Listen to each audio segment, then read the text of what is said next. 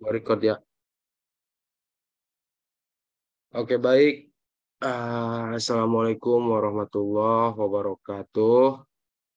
Waalaikumsalam warahmatullahi wabarakatuh. Waalaikumsalam warahmatullahi wabarakatuh. Oke. Apa kabar anak-anak sekalian hari ini? Apakah sehat? Alhamdulillah Alhamdulillah. baik, Pak. Alhamdulillah Alhamdulillah. sehat. Alhamdulillah. Semoga kalian selalu diberikan kesehatan agar tidak ada kendala dalam proses pembelajaran ini. Eh, Sebelum memulai pelajaran, alangkah baiknya kita berdoa terlebih dahulu agar diberikan kelancaran. Kepada Ageng atau Putra, sok silakan dipimpin doanya. Put, Ageng aja ya, Put. Oke. Tidak. Baik Bapak, sebelumnya teman-teman sekalian, sebelum kita mulai pelajaran pada pagi hari ini, alangkah baiknya kita berdoa menurut agamanya masing-masing. Berdoa dimulai.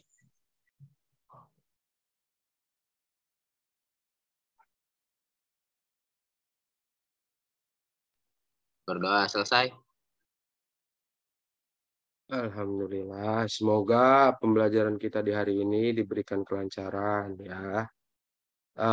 Oke, baik anak-anak, untuk hari ini kita melanjutkan pembahasan di bab 6 yang dimana pertemuan kemarin kita telah membahas di bab 6 ini terkait dengan judul utama di bab 6 ini ialah memperkukuh persatuan dan juga kesatuan bangsa dalam konteks Negara Kesatuan Republik Indonesia. Yang dimana subbab pertama itu terkait dengan makna persatuan dan juga kesatuan bangsa, dan juga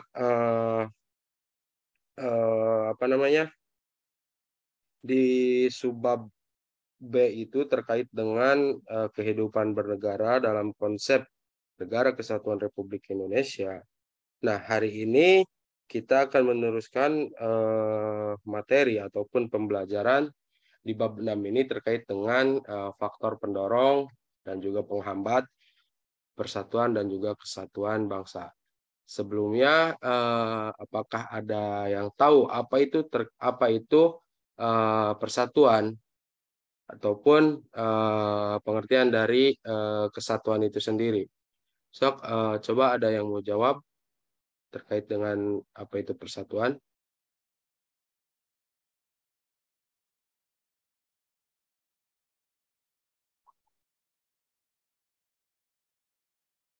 Mungkin belum pada mengetahui ya. Langsung saja kita di sini ada penjelasan terkait dengan makna dari apa itu persatuan dan juga kesatuan. Nah, persatuan sendiri memiliki pengertian sebagai gabungan ataupun ikatan atau juga sebagainya. Yang dimana gabungan ini terdiri dari beberapa bagian, yang dimana dari bagian-bagian tersebut itu menjadi sesuatu yang utuh. Atau juga dengan kata lain, persatuan itu berkonotasi disatukannya bermacam-macam corak yang beragam ke dalam suatu kebulatan yang utuh. Jadi secara sederhananya persatuan ini ialah penggabungan dari berbagai macam jenis ataupun corak yang ada, yang dimana dengan adanya persatuan ini kita menjadi satu bagian yang utuh. Sementara kesatuan sendiri memiliki arti perihal satu atau keesaan, atau juga ya, bersifat tunggal dan juga satuan, yang dimana sejarahnya itu ialah adanya persatuan dan kesatuan itu sudah ada sejak masa perjuangan nenek moyang bangsa Indonesia ini ketika melawan para penjajah dulu. Nah, selanjutnya Di sini ada faktor-faktor yang memperkukuh persatuan dan kesatuan. Yang pertama ada Pancasila, yang kedua ada Bhinneka Tunggal Ika, dan yang terakhir ada Sumpah Pemuda. Nah, mengapa faktor-faktor yang memperkuat persatuan ini ada 3, yang dimana tiap-tiap dari faktor tersebut ini memiliki nilai historis ataupun nilai sejarah tersendiri yang sudah kita ketahui bahwa bangsa Indonesia terdiri dari berbagai macam suku, agama, budaya, ras, dan juga agama, yang dimana jika perbedaan-perbedaan tersebut tidak disatukan ataupun tidak dihimpun oleh satu kesatuan, maka berakhirlah sudah bangsa Indonesia terpecah belah. Maka dari itu, Pancasila di sini hadir sebagai sebuah pemersatu bagi bangsa Indonesia, yang dimana Pancasila memiliki poin penting dalam bersatunya masyarakat Indonesia yang terdiri dari berbagai macam jenis. Yang kedua ada Bhinneka Tunggal Ika, yang dimana Bhinneka Tunggal Ika sendiri merupakan semboyan yang agung dari bangsa Indonesia, yang dimana Bhinneka Tunggal Ika ini merupakan slogan untuk mempersatukan bangsa Indonesia yang terdiri dari berbagai macam yang Bapak sebutkan tadi terkait ras, suku, agama, dan juga budaya.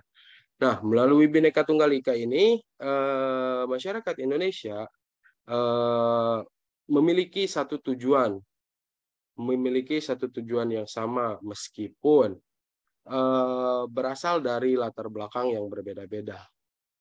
Nah, faktor yang 3 ada Sumpah Pemuda, yang dimana pada zaman dahulu, pada masa sebelum kemerdekaan, para pemuda yang berasal dari berbagai macam kalangan ini bersatu padu untuk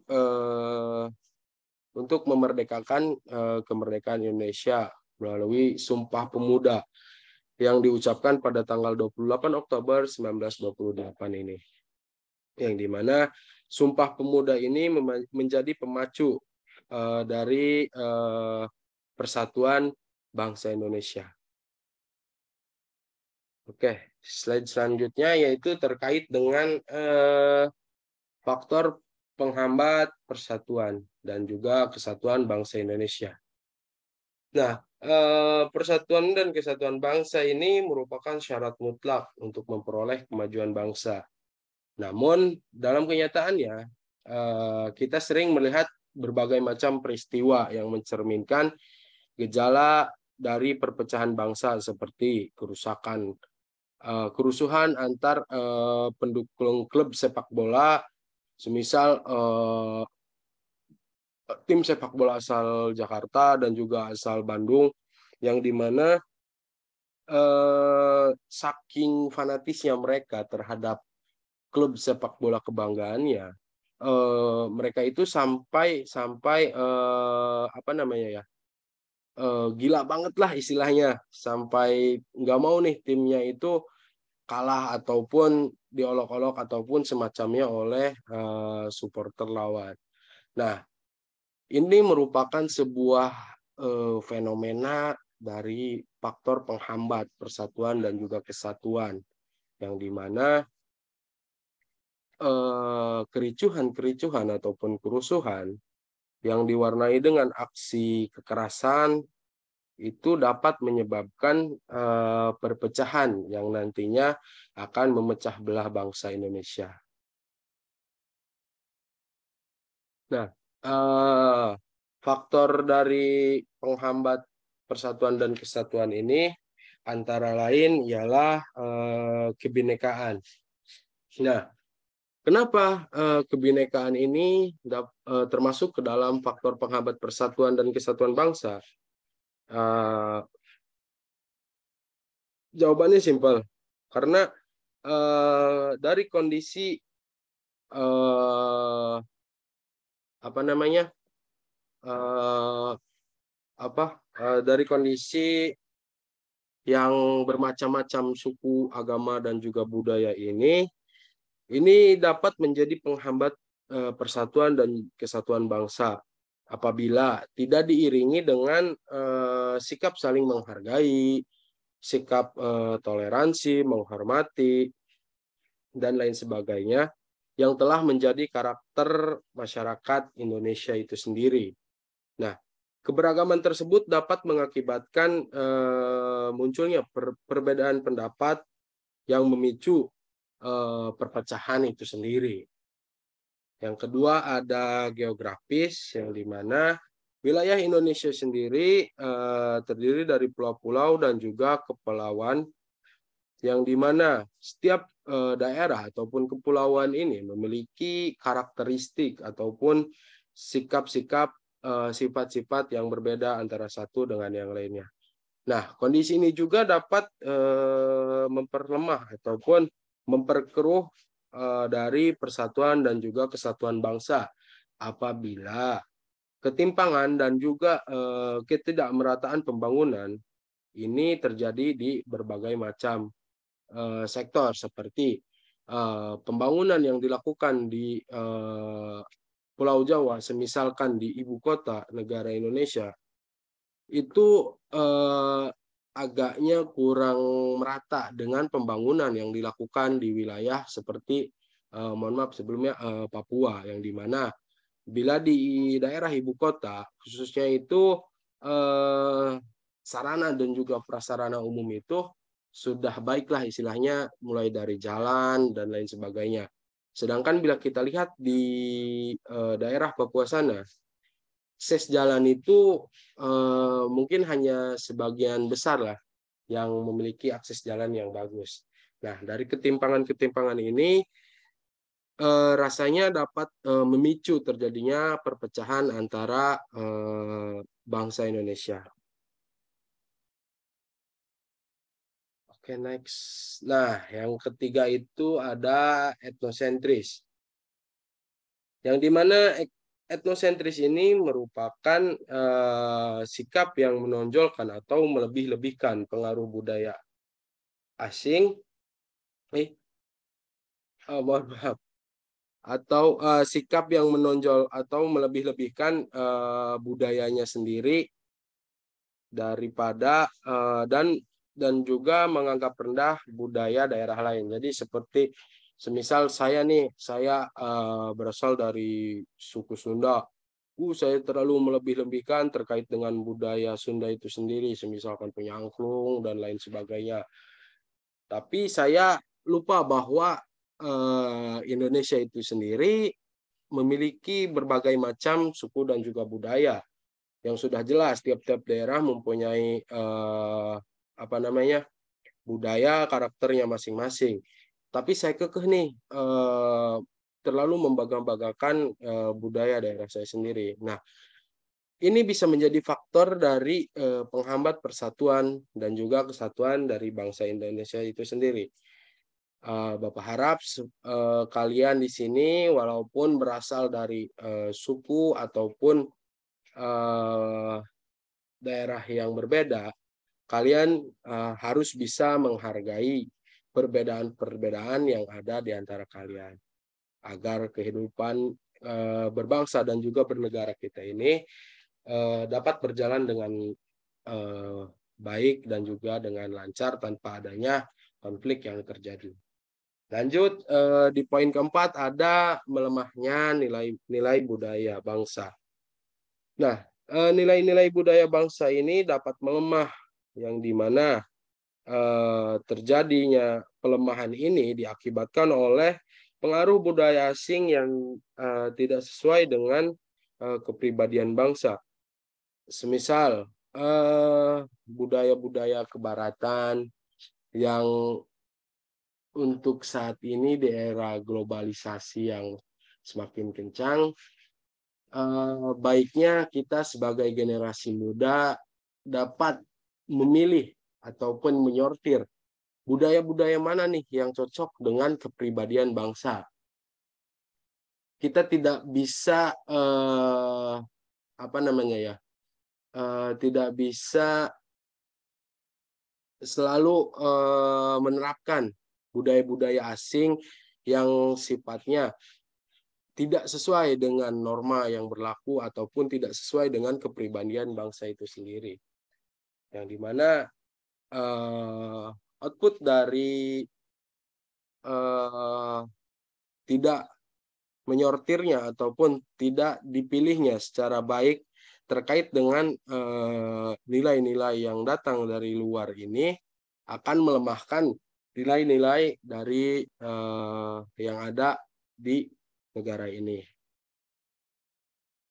Nah, faktor yang kelima terkait dengan faktor penghambat persatuan dan juga kesatuan ini ialah pembangunan yang tidak merata. Seperti apa yang sudah Bapak sebutkan tadi, bahwa pembangunan yang tidak merata dapat menjadi sebuah faktor penghambat dari persatuan dan kesatuan. Mengapa demikian? Nah, karena pembangunan yang tidak merata ini dapat menjadi pemicu ataupun dapat menjadi sesuatu yang memicu terjadinya konflik antar daerah. Semisalkan daerah-daerah yang terpencil ataupun jangkauannya itu di luar dari ibu kota. Misalkan yang tadi itu Papua ya. Misalkan Papua lah.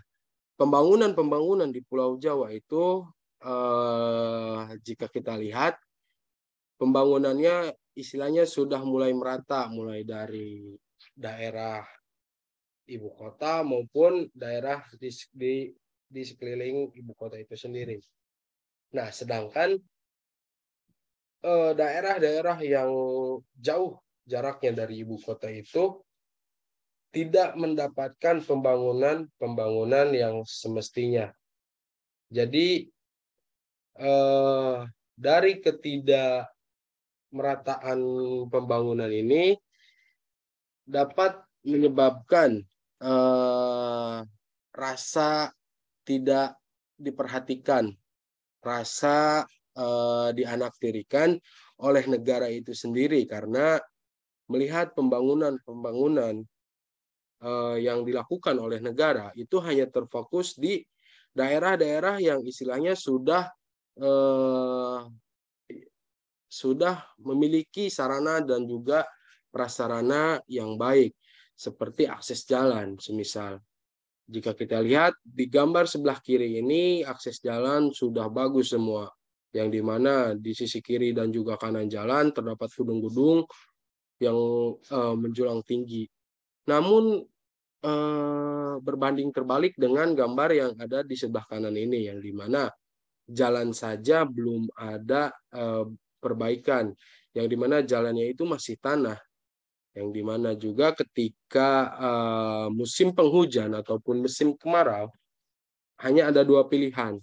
Yang pertama, jika kemarau jalan di sini akan sangat berdebu, dan jika musim penghujan jalannya akan sangat becek sehingga menghambat dari akses menuju jalan tersebut. Oke. Ini mungkin menjadi slide terakhir dari pertemuan kali ini. Ya, mungkin dari anak-anak penyampaian materi Bapak mungkin Bapak akan cukupkan sampai di sini saja. Terkait dengan penugasan seperti biasa Bapak akan berikan melalui WhatsApp group. Nanti Bapak share di sana terkait dengan penugasan kalian di minggu ini. Bapak sudah menyiapkan beberapa pertanyaan terkait dengan materi yang sudah disampaikan pada pertemuan kali ini. Terdapat kurang lebih, tadi Bapak nulis berapa ya? 5 pertanyaan terkait dengan materi ini. Yang dimana poin keempat dan juga kelima itu Bapak lebih menjurus kepada asumsi kalian terkait dengan materi yang ada di materi yang sudah disampaikan tadi. Ya mungkin cukup sekian ya penyampaian materi dari Bapak di pertemuan kali ini. Semoga kalian dapat menerima ataupun dapat dapat jelaslah terkait dengan memahami materi ini. Ya Bapak akan tutup pembelajaran kali ini. Kurang lebihnya mohon maaf. Wassalamualaikum warahmatullahi wabarakatuh. Waalaikumsalam warahmatullahi wabarakatuh. Terima kasih, Pak. Oke, sama-sama. Jangan lupa ya tugasnya nanti Bapak kirim di WA grup, oke? Baik, Pak. Oke.